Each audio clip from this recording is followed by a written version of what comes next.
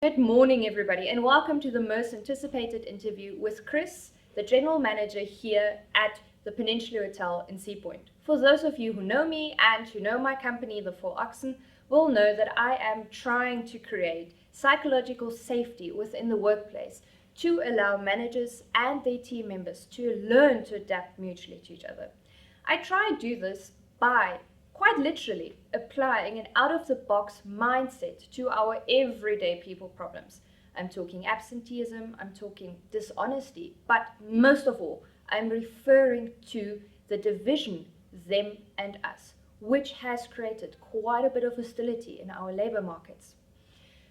As a people relations specialist, I try to teach organizations how they can utilize proactive industrial relations management strategies rather than the reactive, tried and tested band-aid approaches to your labor relations. A lot of you have commented on how. Let's talk to Chris.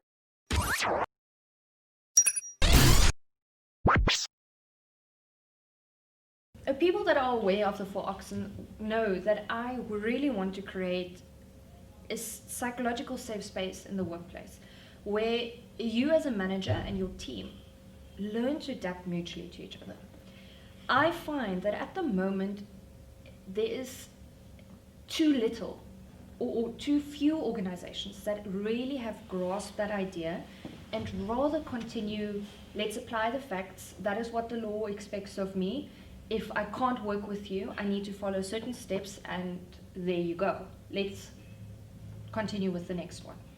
So basically what I found in my experience is that there's a lot of short-term thinking when it comes to managing people in organizations. Although one of the most important, once again, it's what I believe, is your people. You cannot even think about running a successful business that is not only sustainable, that is not only stable, and has potential for succession if you don't really find a way to work with your people. And the old way of management, again, my opinion, there is no room for it anymore. So, the reason why I've contacted you and why I find what you've managed so interesting is because it feels to me there is definitely a long-term way of managing people. And I would like to understand a little bit more about that. Yeah. What is the inspiration?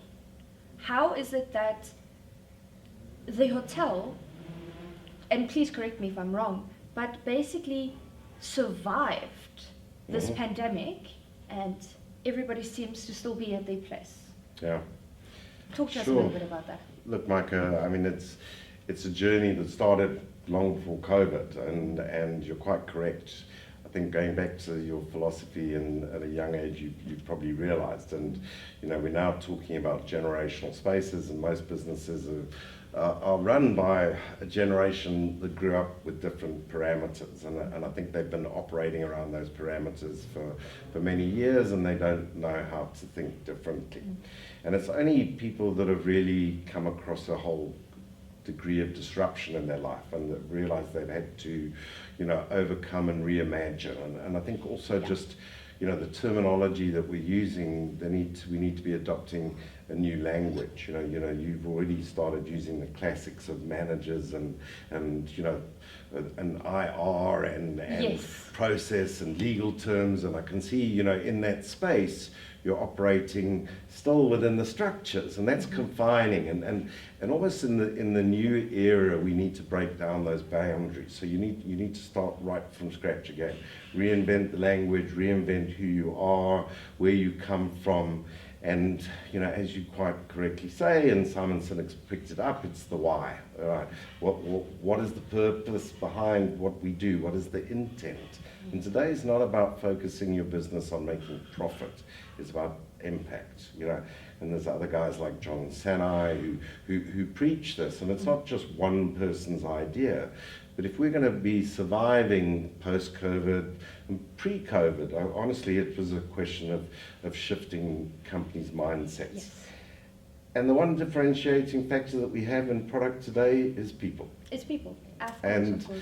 regardless of what product you have and the delivery, it's who's out there selling it, promoting it, manufacturing it, delivering it, consuming it, and they're all people, all right? So if you don't focus primarily on people, as you quite correctly say, you're losing the plot. So we need the psychology in business, as no easy doubt as about it, and that revolves back to what we go back into EQ and how do we change behavior and how do we remove the baggage that brought up. So to me, in order to really change your business and to change the mindset of the people, is to start working in their subconscious, and that's when it all comes to EQ. And so how do we change that behavior? And it's by repetition and by positively impacting their lives where the negative triggers come in. So yeah. Let's actually quickly tackle the roots. So your badge right now says general manager. Yes. Why not general leader? Well, in amongst my own team, I have a totally different language, and my name is Papa, right?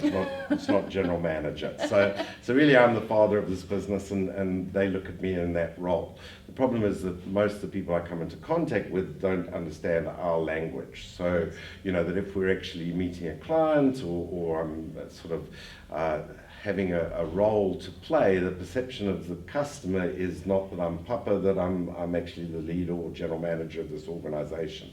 So yes, we have turned it on our head, but it's a back of house sort of function. We don't talk about departments anymore, we talk about tribes. We've totally reimagined the names of our organization. So the kitchen department is actually called the pressure cooker, so really it revolves around actually, what it feels like operating in a pressurized environment, that you're getting a lot of soft periods of preparation and then you go into a high energy, and it really is that kind of, so we've used words that explain what it is that we do, right? And that is far more relatable by your team. Then once again, job titles are all shifting, all right? That we, my department is actually not admin, it's called the cockpit, right? And that's related back to, in a spaceship or an airline, that you've got a control room and a whatever, and people are staring at, and then every sort of instrument has a purpose, whether it be direction, whether it be the radio with communication. So within our sort of tribes, we focused on a wall where we have our new, sort of tribal names. But that's just the new language, and they're words and titles that people can relate to. But then we also come into this old world that you use values, and to us we've reshifted that word values, and we now talk about drum beats, right? And why drum beats? Well, it's about a rhythm, and what is your value? It's your heart, it's your driving force, and what actually does your heart do? It beats, okay? And what else did civilizations from years ago used to communicate across borders, it was drums and sort of sound. So we sat down within a workshop with our teams, and we reimagined the word values, and we didn't know what to call them, right? And we spoke about heart, and we spoke about blood flow, and we spoke about the beat, right? And then it's about the music and the rhythm and the communication, and it just came up with drum beats. So we now have drum beats, right? And I grew up in a corporate world where they used to stick sort of 5 messages up on the wall, and you used to have to learn them off by heart, and then we'd be able to prattle them off and tell them what they were. But they weren't words that we related to. Yes. So we changed our values from those sort of things and looked them into different actions and sort of so. So we used some colloquial terms. So a value at the Peninsula now is oppet. You might hear it on radio, right?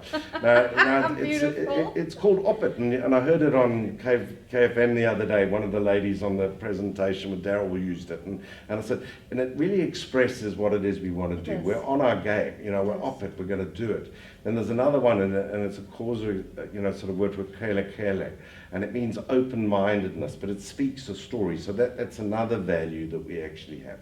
Then another one's va-va-va-boom, right? So it's the energy. So va-va-va-va-boom, and just in actually saying it gets that going. So, then we've got some more deeper ones, and these are not my values. We elected them amongst over a series of workshops, you know, then we called them now the Drumbeats workshops, and it's a tribe rather than actually departments, and this all started out of, as I said, our journey into EQ, you know, into how do we change behavior, how do we use a language that people understand, and it was going back to our roots, and really studying past civilizations, even the journeys they went on. You know, humanity's been through all of this before, you know, and we just haven't really always learned our lessons. And you know, then it comes into, and I'm going to start getting a little bit creepy when we talk about the universe, and we talk about energies and metaphysics and spiritualization, and then we talk about what's happening on the planet, and you know, sustainability and global warming and energy. So we're living in a world which needs to change quickly and dramatically, right? And in order for any business to survive, they need to be working with that. So yes, it's a huge journey. No, it's absolutely. Just to very quickly take you back to the old way of doing things, because the law still expects us to do it.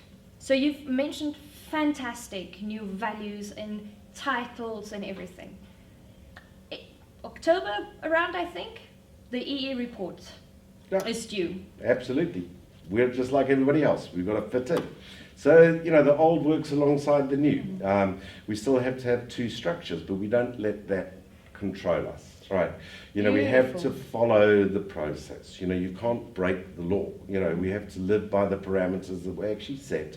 And quite honestly, we sometimes look at rules as restrictions, right? So I look at rules and you know, more as a guide that can help me get to where it is that I want to go. All right, so I look at equity for where it really comes from. What is it, the real intent of the BEE and your scorecards and sort of so on. And if you really look into it, the intent is beautiful.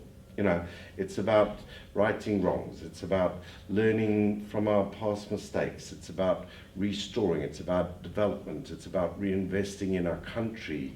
You know, all of these core ingredients, and it just gets lost in politics and process.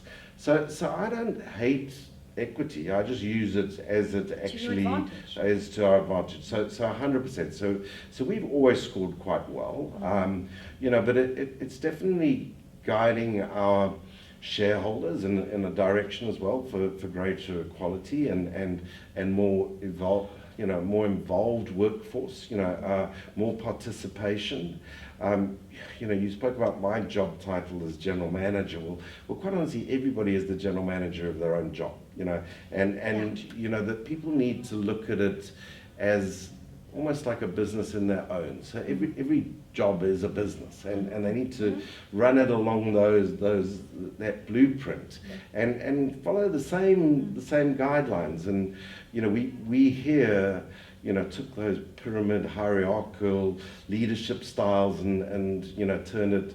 And I know Simon Sinek talks in circles and golden circles. I also talk in circles, but it's a wheel, all right. And everybody sits in this wheel, and they have a role to play in it, and no one is better than anybody else, you know. So this wheel has to go round, and if somebody's missing, you get a puncture, and it's gonna stop turning. So everybody is as important. We just have different responsibilities, different accountabilities. You have different personalities that we bring to the game. 100%. So yeah. So if I'm hearing you correctly, basically what you're saying is we are not a victim of our situations. It depends on what we make out of it. Regardless of what the law says, we just need to find the silver lining in it. And we can do so by working as a team. It certainly helps, right? You know, and as we say, we have tribes, not teams. It's those kind of things, because it just actually builds that kind of emotion. I think you know, sharing and being real is really important. Another values of ours is being transparent, you know, and really sharing in what is going on. You know, in old business, we hid so much. We thought the staff were almost the enemy. If you told them too much, they wouldn't do it. And for me, I really have the focus that everything that we're doing has purpose and reason, and they need to be involved in that. So definitely transparency. You know, trying to avoid the pain, and you talk about this word victim, which is unfortunately what people go to, Yes. you know, when they live in fear and they live in anxious states, you know, that they then go into themselves and they look to place blame, and that's what you're talking about when we become the victims. And then we go into excuse mode, right? So remove the fear, remove as much chaos as you possibly can by being transparent, and you remove the victim. And then you start getting courageous people. You know, we don't, you know, we've got leadership styles and we talk about rainmakers, all right? And rainmakers are those leaders that are the disruptors, you know, those that come up with the ideas that challenge, that used to be considered almost like the troublemaker, you know, because it didn't go with the norm. There we go. So yes, you know, so we encourage that that rainmaker type thinking, you know, thinking out of the box, coming back. But if everybody was a rainmaker, it would be chaos. So we still need, you know, the standard person who manages like a manager, and a leader that leads by example. Yes. But we need rainmakers. So there's no one specific, you know, sort of leadership style that is going to be the answer. It's a collection. And then you've got the generations. My God, then we're going to a whole, you know, another story. To take you back on what you said earlier, the new next to the old. It's not the one and not the other. It's a little bit of both. I think it's absolutely the both. I mean, when I look at myself as an older man, all right, and of a generation, you know, long before yours. I mean, there's a couple between us, and what one needs to have is the mutual respect. And what we're trying to develop is that you get it, that I've lived a few more years than you, and from that point of view, you know, we have a situation where I live with wisdom, all right, from the experiences that I've gone through, and that's made me the human being that I am. You want to hear that, you want to get that, you want to feel it, but you don't necessarily want to suffer the same way, No, right? So you want to go through the quick fix, and, yes. and that is a younger generation, and you're really willing to get what it is, but you don't want to go through all those hurdles that I might have had to go to in a lifetime. So we're living in a much faster world. Now I get that, all right? You know, our generation have made many mistakes, and one of them is sort of the industrialization, the stuffing up the environment, and sort of so on, and the younger generation now is to come back and fix it, and we haven't got the time to hang around. So yes, use me. You know, this is where we are the mentors, yes, but then don't hate me for being older and honest and whatever. You know, and that's where another, you know, and the last of our drum beats come in, and that is evolve, right? We're all evolving, and you've got to love the energy of the youth coming through today.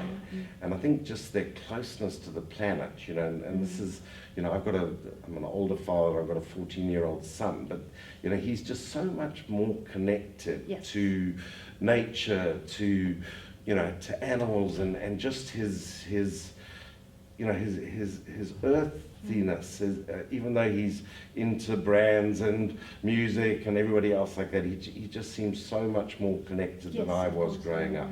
And I learned from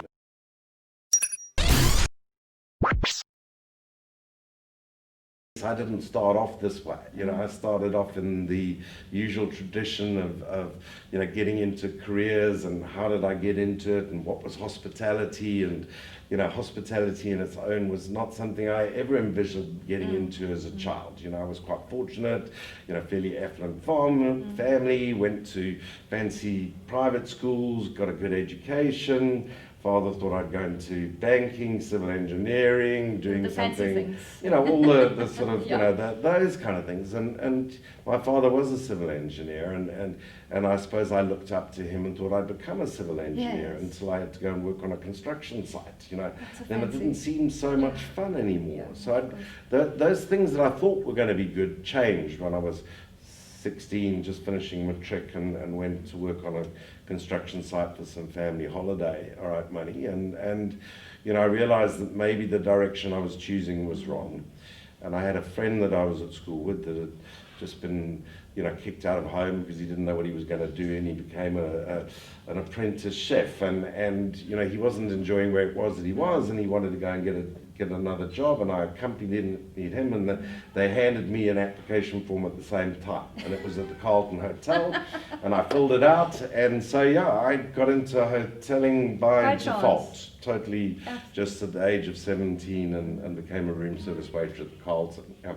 But if you think about it, just your way of speaking about people and your colleagues, okay, it just seems you're in the space where you need to be.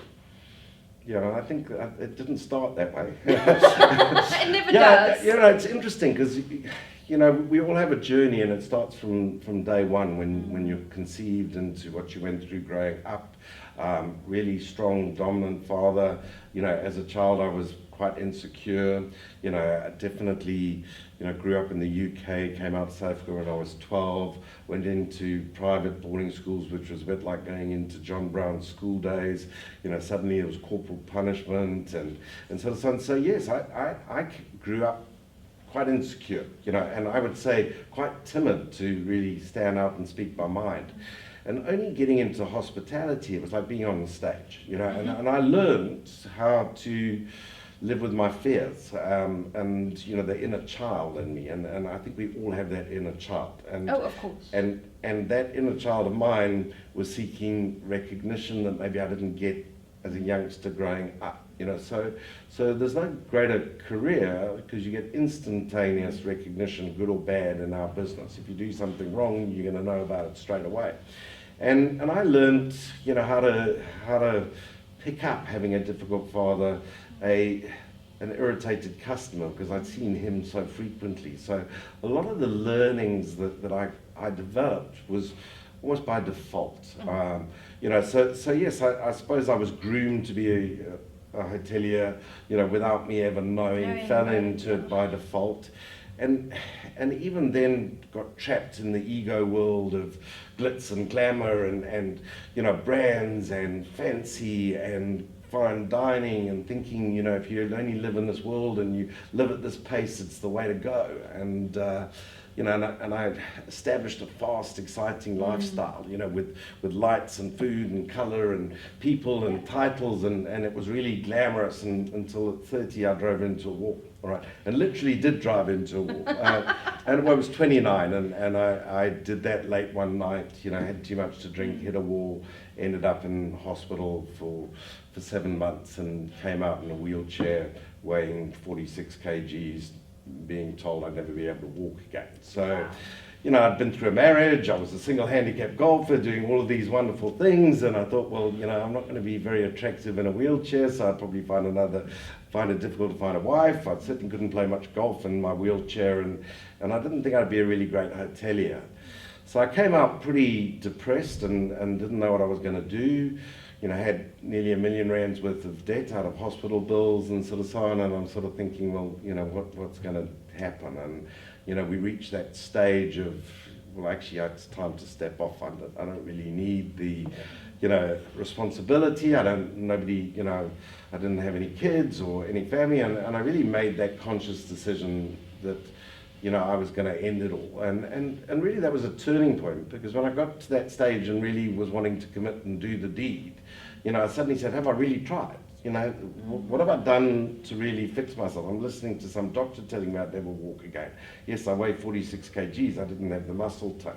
So I said, right, well, before you just go, you know, or end it now, try. And I suppose that was when I gave up the wheelchair. I was still working for the company that I did, and I actually resigned, right, from the company, so I still had an income that kept me on for the 7 months while I was ill.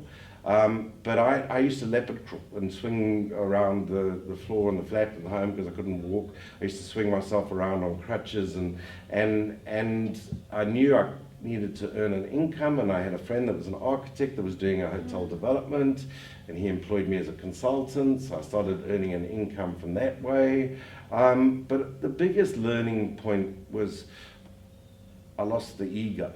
You know, I certainly wasn't this charismatic, wonderful character, you know, that I might have thought I was before. You were a different person.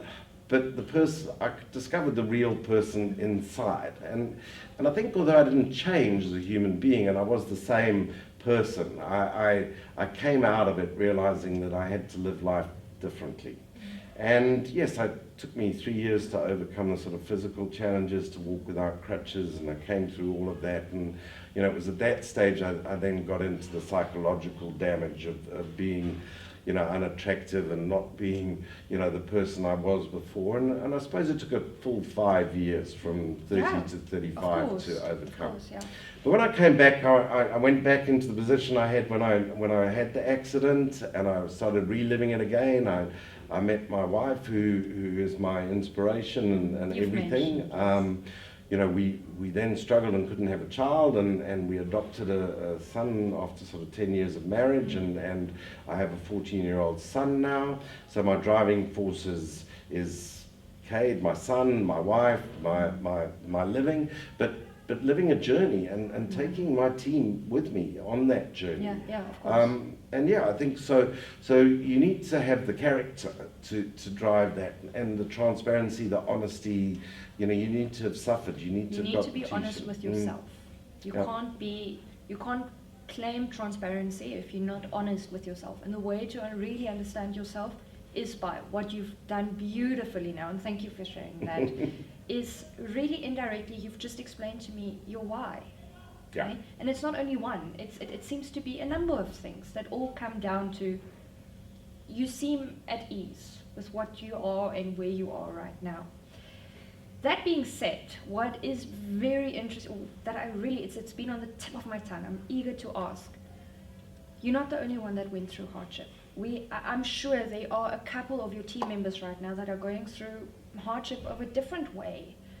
However, the hardships tend to follow us into the workplace. We tend to, again, your day-to-day labor issues. We tend to not want to come to work. We tend to be absent. We tend to, because we have 10 days of sick leave left, we're going to use these sick leaves now. And I come from a philosophy where if I get to a point where I have to dismiss someone, somehow both of us failed each other. So, given that you've been through all of this, do you find that it is easier to relate to your tribe members when they go through hardship?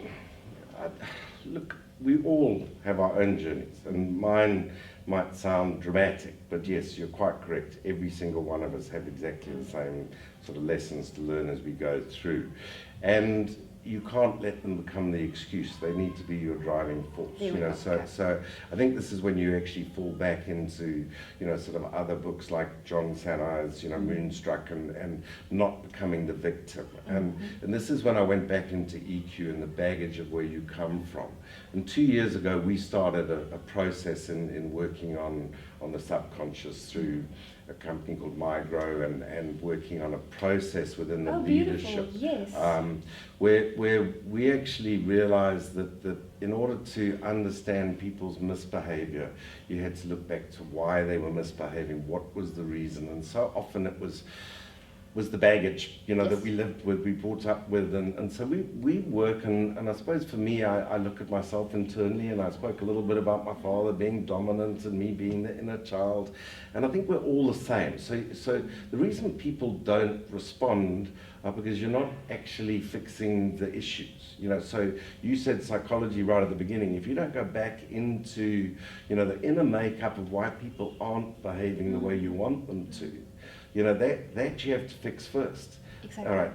We can teach and train, and we hate that word, so we sort of say mastering our craft, once again, because we all have a craft, whether it be washing a plate or whether it be serving something, and just how we look at it, needs to be a different thing, and it's a mastery versus a training thing,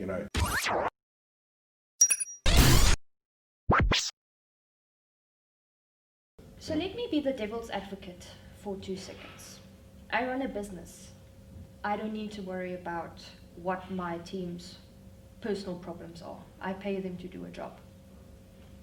going to close in this day's world very quickly, right? You know, there's no doubt that old mindset of where it was easier in the old days, where you could hire and fire just because somebody didn't perform. You know, today it's a little different. You know, you need to be proving intent, giving training classes, giving, you know, the reasons. You can't just get rid of somebody just for non-performance without actually having to try to fix it. So IRA has come into it in a big way, you know, that you can't operate like that anymore. People will still try, and yes, you know, there are still businesses that do that, but if they're in for the long haul, you know, that's not going to be sustainable. And I think let's actually talk shortly about that, the short term versus the long term. So we've discussed a little bit the why, the how now, and again, a big sub-philosophy for me is once a business understands their why, let's talk very simple Simon Sinek, they need to infiltrate the entire how. So my specialty is of course the industrial side of things, the people relations. That why has to filter down into the how.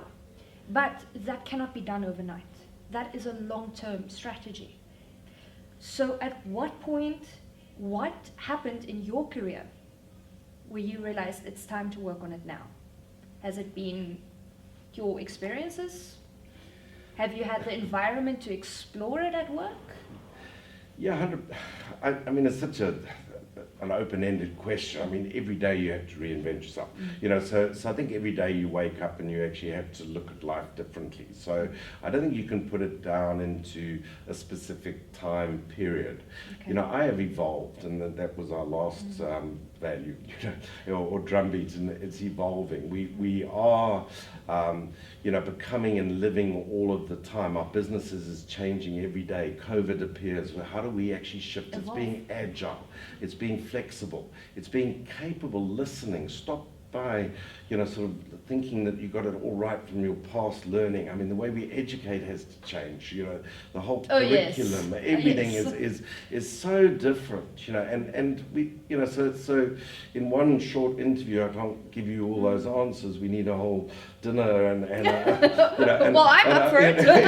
Conversation. You know, because it's so much more. But for a business to succeed, you know, you need to know your why. And is making money success?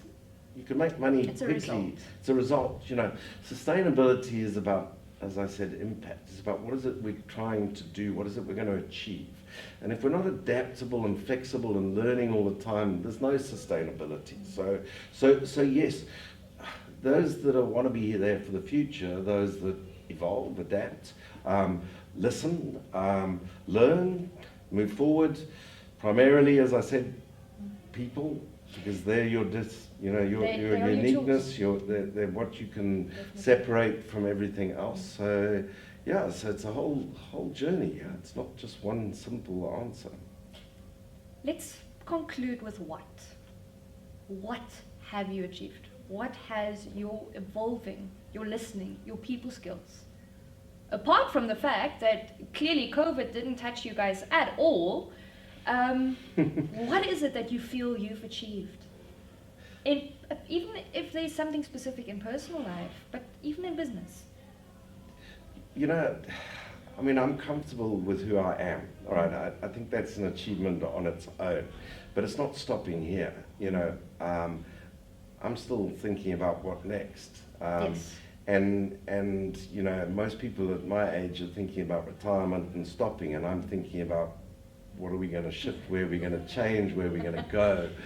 And I think it's having that energy of realizing, you know, that we only have so long to live on this planet, and I want to make the most out of it and get the most, learn my lessons, you know, evolve all of the time. And so my great what is, you know, I want to leave an imprint. I want to change my industry, the leadership style, you know, get out of that ivory tower pyramid type mentality, you know, proved by the success. We've got the most sustainable business model that there is, as you said.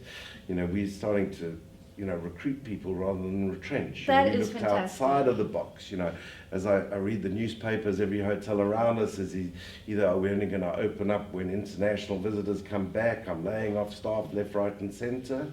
Well, we're cleaning houses left, right and centre. We're fixing people's cupboards left, right and centre. We're taking, my staff outside the property to keep the people employed inside the property.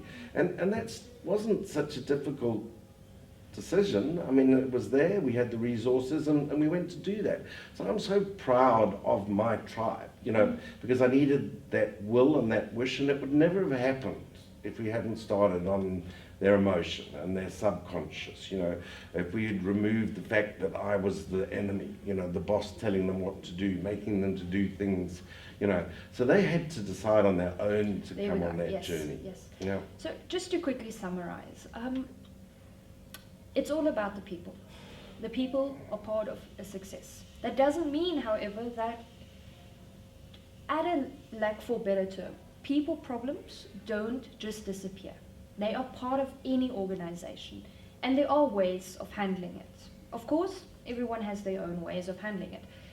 At the moment, in my experience, unfortunately, the current leadership styles that we have in many organizations actually worsens a lot of the problems that organizations feel, i.e. absenteeism, dishonesty, poor work performance, those type of things.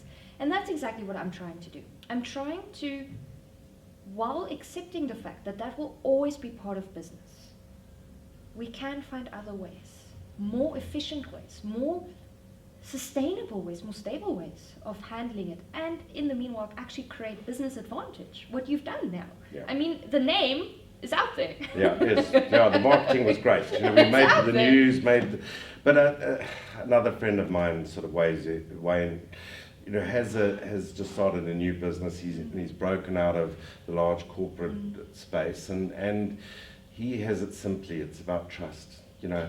If you don't establish trust for one another, you're not going to go anywhere. So, to me, we need to trust in each other. We need to, and my staff, I believe, and they're not mine, they're their own human beings, right? They actually, trust me, and I trust them. And I know they're going to make mistakes, so I'm not going to crucify them for it. We're going to learn from those mistakes, but we're going to celebrate those successes. That's right. And that is what one needs to try and do. People that don't want to fit, we need to leave, right? And I think that when you establish somebody that isn't fitting, whatever you do, you have to part company. So you do have to say goodbye. You have to say goodbye at times. And that because one negative influence that doesn't want to come on the journey with you is going to actually sour the whole thing, and you just sit down, you have a conversation, you explain what it is, but you can't afford to keep that ulcer within it. It doesn't make sense. So I don't think it's a fire thing. It's about having a conversation and come to an agreement on how do we part company amicably.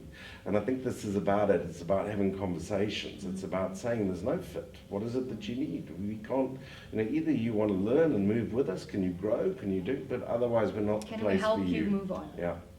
So yes, it's about that, but yes, there's no easy role. Every day I have to have a conversation with somebody or something.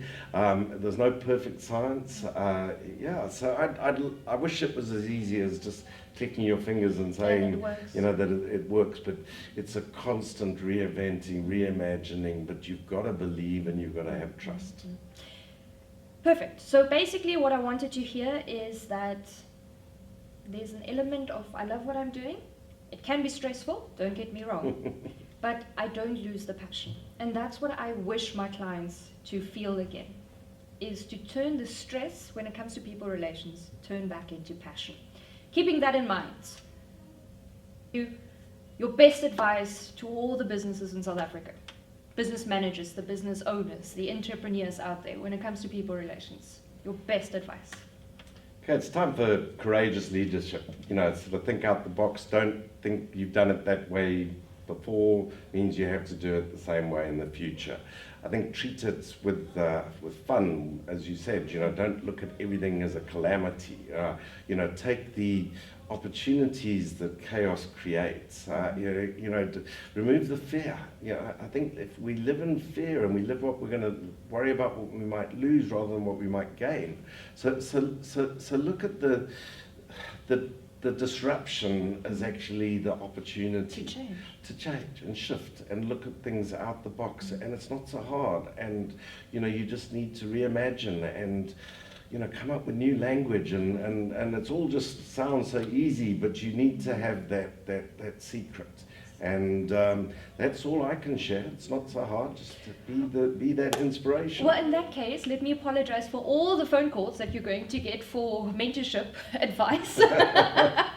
But if they keep you busy on the phone, send them my way. Okay, I will do, Mike. Chris, lovely chatting. Yeah. Thank you so much. It was really inspirational.